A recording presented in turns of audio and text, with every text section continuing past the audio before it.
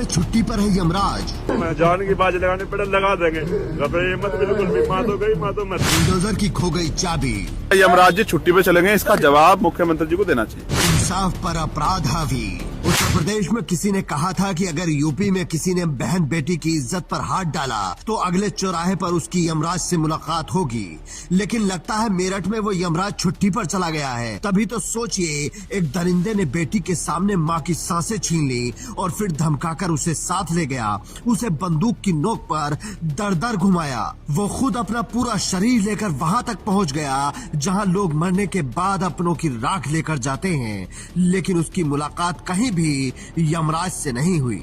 न ही मेरठ में बुलडोजर पहुंचा। सोचिए, कुछ वक्त पहले बीजेपी नेता संगीत सोम बुलडोजर लेकर पहुंच गए थे और वीडियो बनाकर बता रहे थे कि रात रात में घर गिरवा दिया, लेकिन यहाँ उनके बुलडोजर की शायद चाबी खो गई है। मुख्यमंत्री ने कहा असेंबली में बोलते हुए, ये सुना होगा इन्होंने मेरठ वालों ने, कि अगर बेटी का कोई अपमान करेगा तो हर चौराहे पे खड़ा यमराज, इधर सांसद जी, और यमराज जो है उसे कहीं और पहुंचा देगा। लेकिन यहाँ यमराज 52 घंटे सो रहा था या छुट्टी पे है।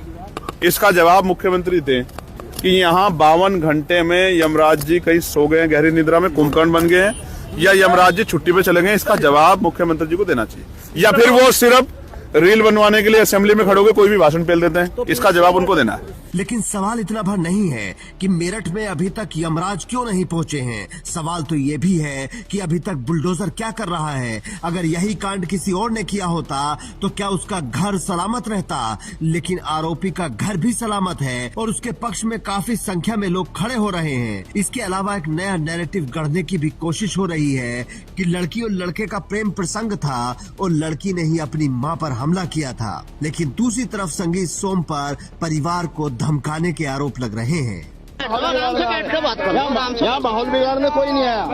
बैठ जाओ आराम से। तो सुधारने के लिए आए हम लोग भी। अंकल जी बैठ जाओ आराम से, कोई नहीं, बैठ के बात करो। नहीं ये बात मत बोलो आप ना जिम्मेदार आदमी है, आप माहौल बिगाड़ने की बात ना बोलो। किन से क्या करवाना? सही करवाओ, जायज करो। फिर मैं कर रहा ना, रास्ते लग रहा ना, मैं रात भी तुम तो अब आ रहे हो, मैं रात भी 11 तुम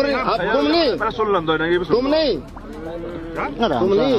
हम सब आ रहे हैं, कोई ना कोई आ रहा है। पीड़ित परिवार के साथ जो हो रहा है उसमें बहुत कम चीजें ही बाहर आ पा रही हैं, क्योंकि पुलिस ने उसके घर के आसपास किला बना दिया है।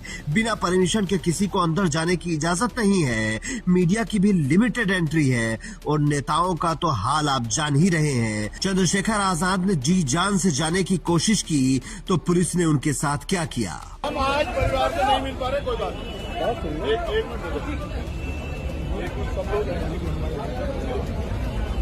हम परिवार से नहीं मिल पा रहे, कोई बात नहीं। हम परिवार के लिए न्याय चाहते हैं। मैं आपसे आग्रह कर रहा हूँ।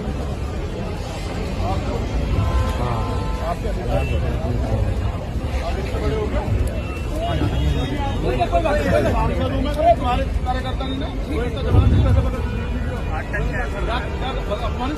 माहौल खराब कर रहा है। कोई बात मैं आपसे आग्रह कर रहा हूँ, पीछे हट जाओ।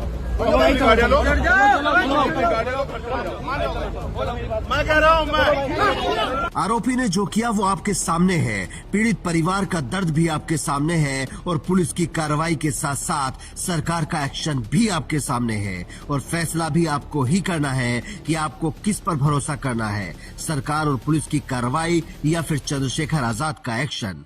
कमेंट बॉक्स में जवाब जरूर दें। Bureau report, Indian news.